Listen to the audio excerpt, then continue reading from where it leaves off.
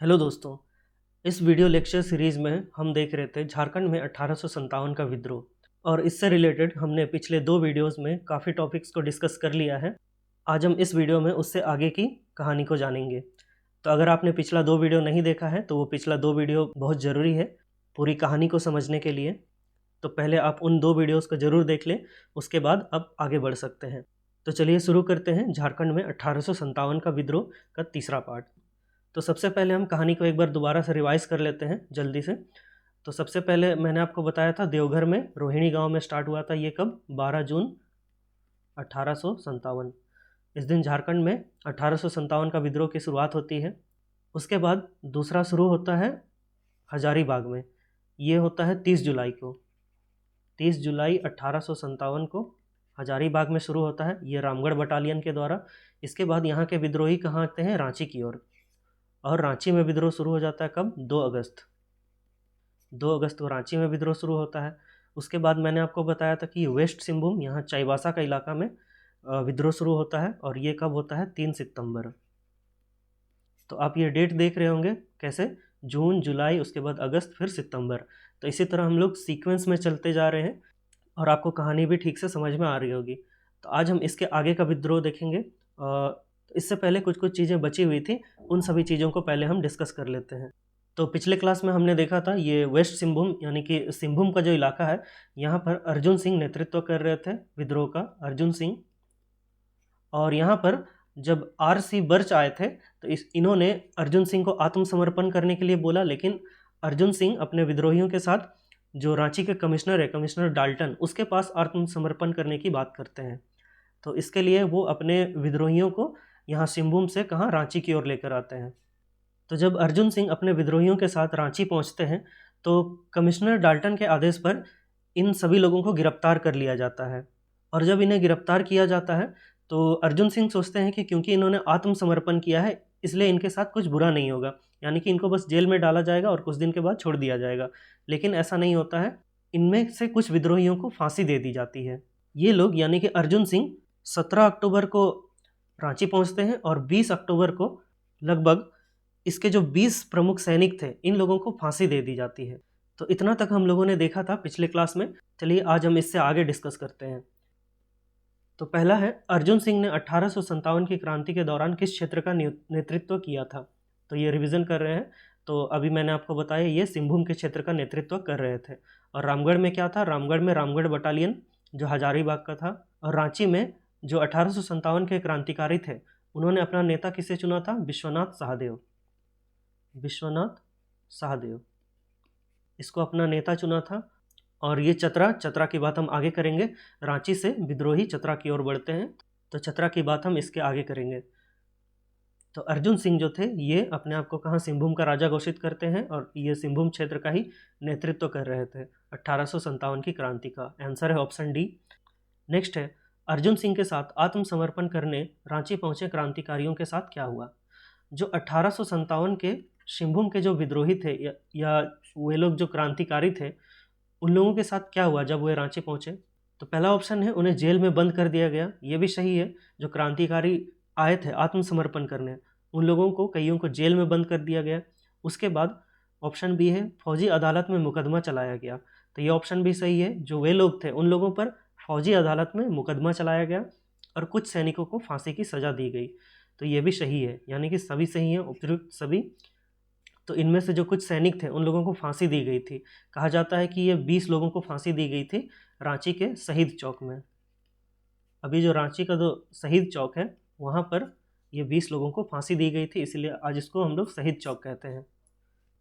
अगला क्वेश्चन है, सिंहभूम के कुछ क्रांतिकारियों को कब फांसी दी गई? तो ये वही है, जब सिंहभूम के क्रांतिकारी आत्मसमर्पण करने पहुँचे तो उन लोगों को फांसी कब दी गई थी? 20 अक्टूबर 1857। ये 17 अक्टूबर को वे रांची पहुंच गए थे और उन लोगों को, कुछ लोगों को जेल में बंद कर दिया गया और उसके बाद फौजी मुकदमा चलाया गया। उसके बाद उन लोगों को 20 अक्टूबर को फांसी दे दी गई थी। और इससे क्या होता है, जो उनके लीडर हैं अर्जुन सिंह, जो सिंहभूम के खुद को राजा घोषित करते हैं, उसको बहुत दुख होता है, उसको गहरा आघात पहुंचता है। और इसमें और एक क्वेश्चन पूछा जा सकता है, ये इंपॉर्टेंट है, अर्जुन सिंह का दीवान कौन था? तो अर्जुन सिंह का जो दीवान था वो था जग्गू। तो इसका नाम आता है क्योंकि ये अर्जुन सिंह के साथ हमेशा रहे, उसके सहयोगी थे, उसका दीवान था। और जब मैं आपको सिंहभूम के चाईबासा इलाके के विद्रोह के बारे में बता रहा था, तो जब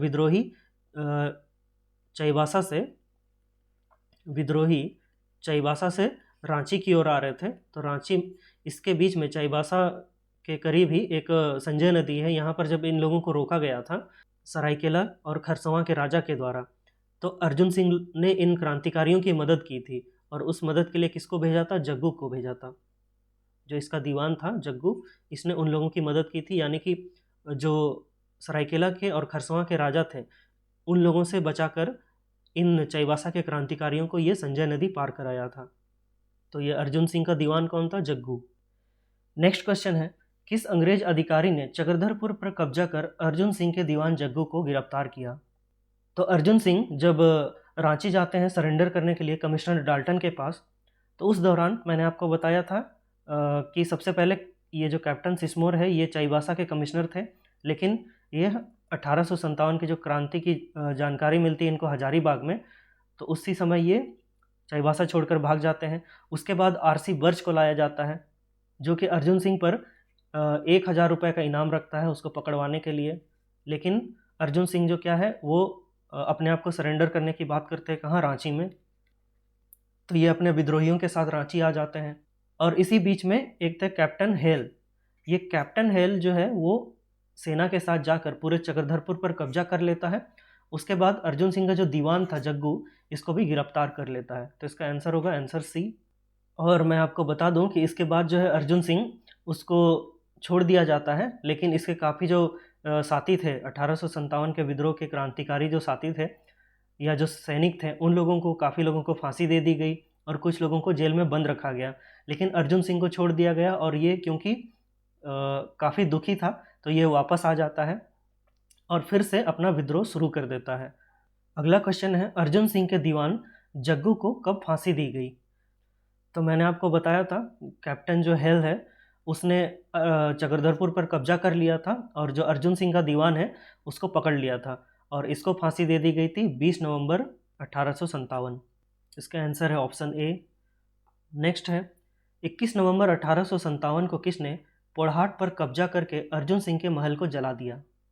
तो मैंने आपको बताया था कि अर्जुन सिंह जो था वो अपने सेना के साथ रांची गया था सरेंडर करने, लेकिन इसके जो सैनिक थे उन लोगों को पकड़ लिया गया, काफ़ी लोगों को जेल में बंद कर दिया गया और काफ़ी लोगों को फांसी दे दी गई।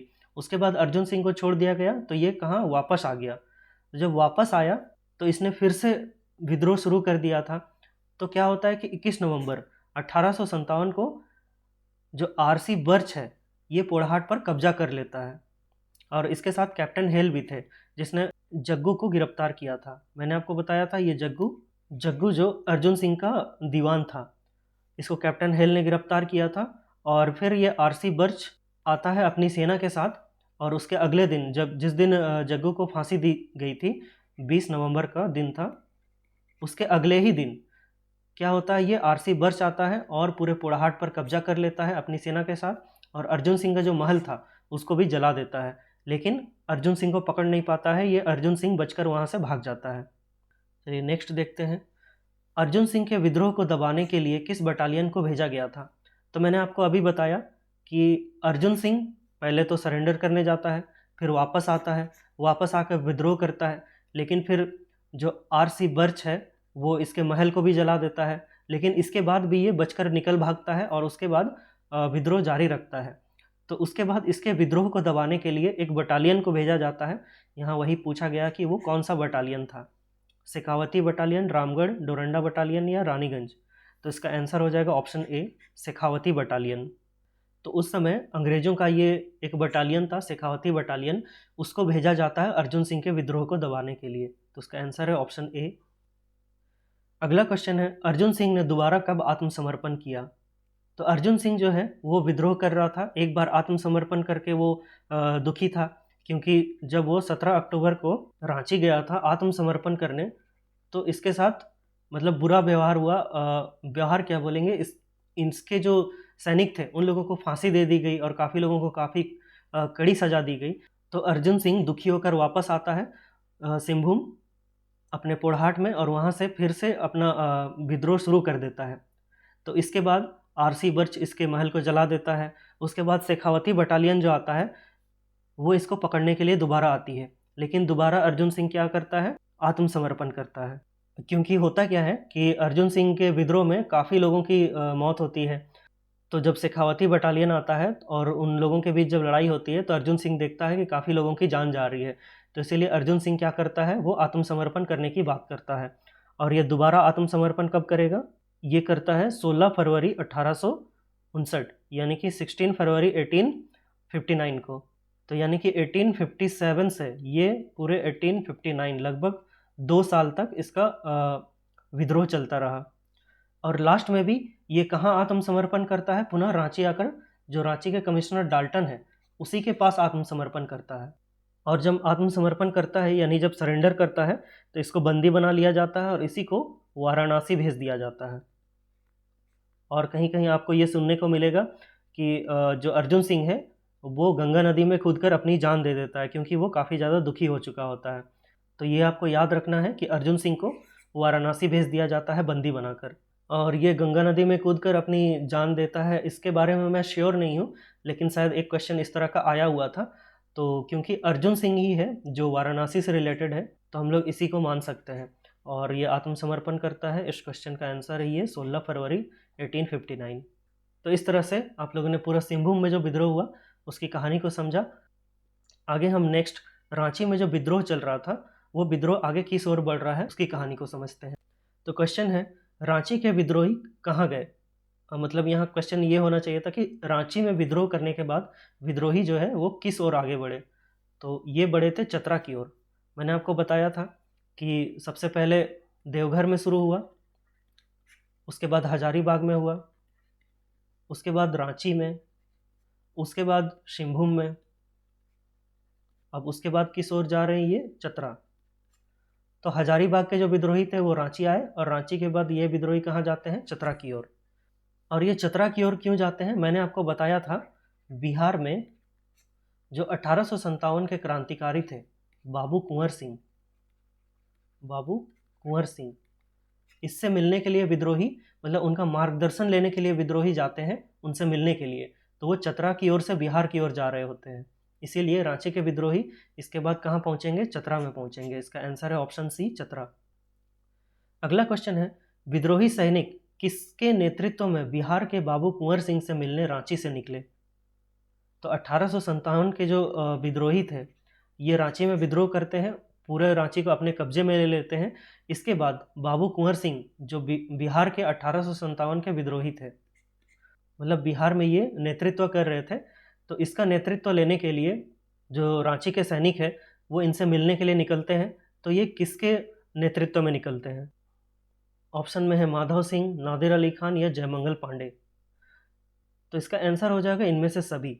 तो ये सभी जो विद्रोही है ये बाकी विद्रोहियों का नेतृत्व कर रहे थे, जो विद्रोही सैनिक थे उन सभी लोगों का ये सभी नेतृत्व कर रहे थे। तो इसी के बाद ये लोग जब चतरा पहुंचते हैं तो इन लोगों का अंग्रेज़ों के साथ वहाँ पर एक युद्ध होता है, क्योंकि अंग्रेज़ों को पहले से ही पता होता है कि ये लोग अब बिहार की ओर बढ़ रहे हैं तो चतरा की ओर से जाएंगे। तो इसीलिए वहाँ पर जो अंग्रेज़ अधिकारी थे वो अपनी सेना लेकर पहले ही वहाँ तैनात रहते हैं इन लोगों को रोकने के लिए। तो नेक्स्ट है कि विद्रोहियों और अंग्रेज़ों के बीच चतरा में कब लड़ाई हुई। तो मैंने अभी आपको बताया था कि रांची के जब जो विद्रोही हैं वो कहाँ जाते हैं, चतरा की ओर आगे बढ़ते हैं बिहार जाने के लिए। तो यहाँ पर उनके बीच लड़ाई होती है और ये लड़ाई कब होती है, 2 अक्टूबर 1857 को।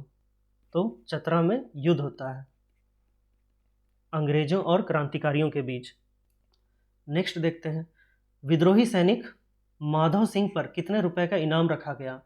तो चतरा में जब युद्ध होता है तो उस युद्ध में काफ़ी नुकसान होता है, लेकिन माधव सिंह और जो अन्य विद्रोही हैं और जो कई सारे विद्रोही वो लोग वहाँ से बचकर निकल भागते हैं। तो फिर अंग्रेज़ों के द्वारा उस पर इनाम रखा जाता है, वो इनाम रखा जाता है 1000 रुपये का। ये इनाम रखा गया है इसको पकड़वाने के लिए, मतलब कि जो 1857 में चतरा में जो युद्ध हुआ तो चतरा में युद्ध के बाद ये सभी वहाँ से बचकर निकल गए थे, तो इसीलिए इसको पकड़वाने के लिए इनाम रखा गया था 1000 रुपये। और आपको याद होगा 1000 रुपये का इनाम और किस पर रखा गया था, अर्जुन सिंह। जो सिंहभूम का राजा बना, मतलब जो अपने आप को राजा घोषित किया था। सिंहभूम क्षेत्र में इसने 1857 के विद्रोह का नेतृत्व किया था। इस पर भी 1000 रुपये का इनाम रखा गया था इसको पकड़वाने के लिए। नेक्स्ट देखते हैं, नादिर अली और जयमंगल पांडे कब पकड़े गए? तो जो नादिर अली हैं और जो जयमंगल पांडे, ये सभी रांची से निकले विद्रोही जो चतरा की ओर आगे बढ़े थे और जिनके साथ अंग्रेज़ों का युद्ध हुआ था। तो इसमें से नादिर अली और जयमंगल पांडे को पकड़ लिया गया था बाद में। तो ये कब पकड़े गए थे? 2 अक्टूबर, ये उस दिन जब युद्ध हुआ था, 2 अक्टूबर को युद्ध हुआ, और 3 अक्टूबर यानी उसके अगले दिन इन दोनों को पकड़ लिया गया। जबकि मैंने अभी आपको बताया था, और इनके और एक जो थे माधव सिंह, ये तीनों के नेतृत्व में जो सैनिक थे वो चतरा की ओर आगे बढ़े थे।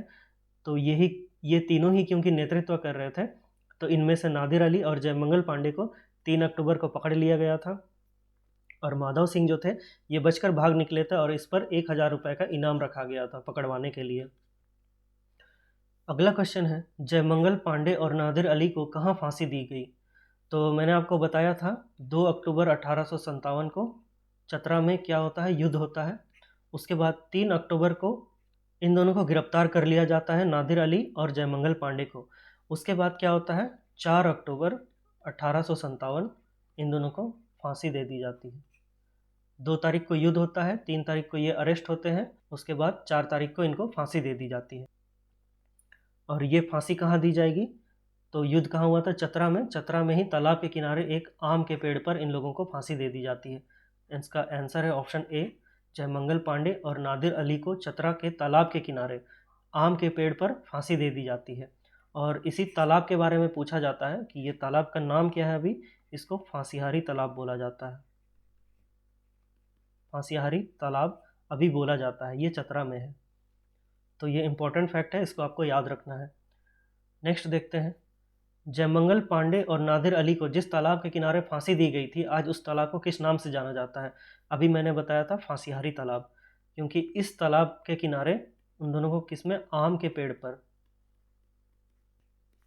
पर लटकाकर फांसी दी जाती है। आप आगे भी देखेंगे कि जितने भी विद्रोही या जो क्रांतिकारी थे उस समय के, उन लोगों को, ज़्यादातर लोगों को किसी न किसी पेड़ पर ही लटकाकर फांसी दे दी जाती थी। तो जयमंगल पांडे और नादिर अली, इन लोगों को फांसीहारी तालाब चतरा आम के पेड़ पर फांसी दी गई थी। और इनका एक साथी है, आपको याद रखना है, माधव सिंह। ये बचकर वहाँ से निकल भागता है, उसको 1000 रुपये उस पर इनाम रखा गया है। नेक्स्ट क्वेश्चन है, चतरा में विद्रोह का दमनकर्ता कौन था? तो 1857 का जो विद्रोह चतरा में हुआ, तो इस समय वहाँ पर अंग्रेज अधिकारी कौन था जिसने इस विद्रोह का दमन किया था? तो इसके ऑप्शन है major English, major Donald, major Simpson या मेजर ऑक्स। इसका आंसर हो जाएगा ऑप्शन ए, मेजर इंग्लिश। तो चतरा में जब विद्रोह हुआ था तो एक तरफ मेजर इंग्लिश थे और इसके साथ और भी लोग थे, जैसे मेजर सिम्पसन भी थे। तो इन लोगों के बीच और जो विद्रोही थे इनके बीच युद्ध हुआ था चतरा में। तो ये दमनकर्ता कौन होंगे यहाँ पर? Major English. नेक्स्ट देखते हैं, विद्रोहियों के नेता ठाकुर विश्वनाथ सहदेव एवं पांडे गणपत राय ने कहाँ के जंगल से अंग्रेजों के विरुद्ध छापामार युद्ध जारी रखा? तो हमने देखा था कि ये जो विश्वनाथ सहदेव है, रांची में इनको अपना नेता चुना था। विद्रोहियों ने 1857 के जो विद्रोही थे उन लोगों ने विश्वनाथ सहदेव को अपना नेता चुना था और ये सेनापति थे। तो ये लोग भी जब चतरा की ओर आगे बढ़े थे तो वहाँ पर जब युद्ध हुआ तो उसके बाद ये सभी लोग कहाँ चले गए थे? लोहरदगा चले गए थे। और लोहरदगा का जो जंगल का इलाका है, उस समय आपको पता ही होगा कि पूरा झारखंड लगभग बहुत सारे जंगल वाला इलाका था। तो ये लोग कहाँ चले जाते हैं? अभी का जो लोहरदगा का इलाका है, उस लोहरदगा के जंगल में जाते हैं और वहाँ से अंग्रेज़ों के विरुद्ध छापामार युद्ध जारी रखते हैं। तो इसीलिए मैंने आपको बताया भी था कि लोहरदगा का जो एरिया है वहाँ पर भी विद्रोह होता है, लेकिन वहाँ स्पेशल अलग से विद्रोह नहीं होता है। यही लोग जो थे उस इलाके में जाकर छिप जाते हैं और वहाँ से छापामार युद्ध के जरिए अपना जो आंदोलन है उसको जारी रखते हैं। नेक्स्ट देखते हैं, टिकैत उमराव सिंह और शेख भिखारी को किसने गिरफ्तार किया? तो ये नाम आपको याद होंगे, जो चुटुपालू घाटी की बात हमने की थी। चुटुपालू घाटी में जो नाकेबंदी करने वाले थे ये कौन थे? उमराव सिंह और शेख भिखारी। और इन लोगों को किसने गिरफ्तार किया था? इन लोगों का किया था कमिश्नर डाल्टन ने। ये कमिश्नर डाल्टन कहाँ? रांची के कमिश्नर थे। और मैंने आपको बताया था कि हजारीबाग से जो रांची के बीच में चुटुपालू घाटी आती थी, उसी ओर से सैनिक, जो विद्रोही सैनिक थे वो भी रांची की ओर आगे बढ़ रहे थे। और जो रांची के जो अंग्रेज सैनिक थे उन लोगों को रोकने के लिए जब भेजा जा रहा था, तो ये टिकैत उमराव सिंह और शेख भिखारी ने ये चुटुपालू जो घाटी है बीच में, वहाँ पर नाकेबंदी कर रखी थी। तो उसी के बाद इन लोगों को, रांची का जो कमिश्नर डाल्टन है वो टिकैत उमराव और शेख भिखारी को वहाँ से गिरफ्तार कर लेता है। अगला क्वेश्चन है, टिकैत उमराव सिंह और शेख भिखारी को कहाँ फांसी दी गई थी? तो इन दोनों को जब कमिश्नर डाल्टन के द्वारा गिरफ्तार किया जाता है तो इन दोनों को भी फांसी दे दी जाती है। फांसी कब दी जाती है? 8 जनवरी 1858, 1858। तो 1857 में पूरा विद्रोह शुरू हुआ है। उसके बाद आप देखेंगे लगभग 6 महीने या 1 साल के बाद, अगले साल लगभग धीरे धीरे सभी विद्रोही जो हैं अभी एक एक कर गिरफ्तार होते जाएंगे और इन लोगों को फांसी दी जाएगी। तो ये फांसी कहाँ दी जाती है? इनको दी जाती है टैगोर हिल, रांची में। अभी जो टैगोर हिल है रांची का, वहाँ पर इनको फांसी दी जाती है। टैगोर हिल के पास में एक जगह है, वहाँ फांसी दी जाती है। उसको बोला जाता है टुंगरी फांसी, या फांसी टुंगरी भी बोला जाता है। तो ये आपको याद रखना है। टैगोर हिल में फांसी नहीं दी जाएगी, वहाँ पर एक जगह है सामने में, उसी के करीब रांची में, तो टुंगरी फांसी उस जगह का नाम है, वहाँ पर फांसी दी जाती है। तो आज इस वीडियो का ये लास्ट क्वेश्चन था। इसके आगे की कहानी को हम नेक्स्ट वीडियो में जानेंगे। तो आज हम लोगों ने जो जो डिस्कस किया उन सभी चीज़ों को एक बार शॉर्ट में देख लेते हैं। तो आपको पूरी कहानी समझनी है। तो जैसा कि हमने यहाँ देखा कि रांची से अब विद्रोही किस ओर गए थे? ये चतरा की ओर गए। तो चतरा में इन लोगों के बीच युद्ध होता है 2 अक्टूबर को। उसके बाद 3 अक्टूबर को जो नादिर अली हैं और जो जयमंगल पांडे हैं उनको गिरफ्तार कर लिया जाता है। और 4 अक्टूबर को फांसी दे दी जाती है नादिर अली और जयमंगल पांडे, इन दोनों को फांसी दे दी जाती है 4 अक्टूबर को। उसके बाद इनके जो और एक साथी थे माधव सिंह, ये बचकर वहाँ से निकल भागते हैं और इस पर 1000 रुपये का इनाम रखा जाता है। और इसके अलावा रांची में जो नेता थे विश्वनाथ सहदेव और जयमंगल पांडे, जो सेनापति थे, वे लोग कहाँ भाग जाते हैं? लोहरदगा। और लोहरदगा के जंगलों से क्या करते हैं? ये छापामार युद्ध जारी रखते हैं। और मैंने आपको बताया इसके बाद क्या होता है। ये जो हजारीबाग से रांची के बीच जो चुटुपालू घाटी है, उस घाटी की जो नाकेबंदी करने वाले थे टिकैत उमराव सिंह और शेख भिखारी, इन लोगों को फांसी दे दी जाती है। कब? 8 जनवरी 1858, 1858 को इनको फांसी दी जाती है। इनको टैगोर हिल के पास एक फांसी टुंगरी, अभी उसको बोला जाता है, उस जगह पर इनको फांसी दे दी जाती है। तो इस तरह से उम्मीद है आप लोगों को यहाँ तक की कहानी स्पष्ट हो गई होगी। उसके बाद आगे की कहानी को हम कल नेक्स्ट वीडियो में डिस्कस करेंगे। तो आज के लिए बस इतना ही। उम्मीद करता हूँ आपको कहानी पूरी समझ में आ रही होगी। और अगर आपको ये वीडियो अच्छा लग रहा है तो आप वीडियो को लाइक कीजिए और चैनल को सब्सक्राइब कीजिए। तो मिलते हैं नेक्स्ट वीडियो में, तब तक के लिए थैंक यू सो मच। जोहार।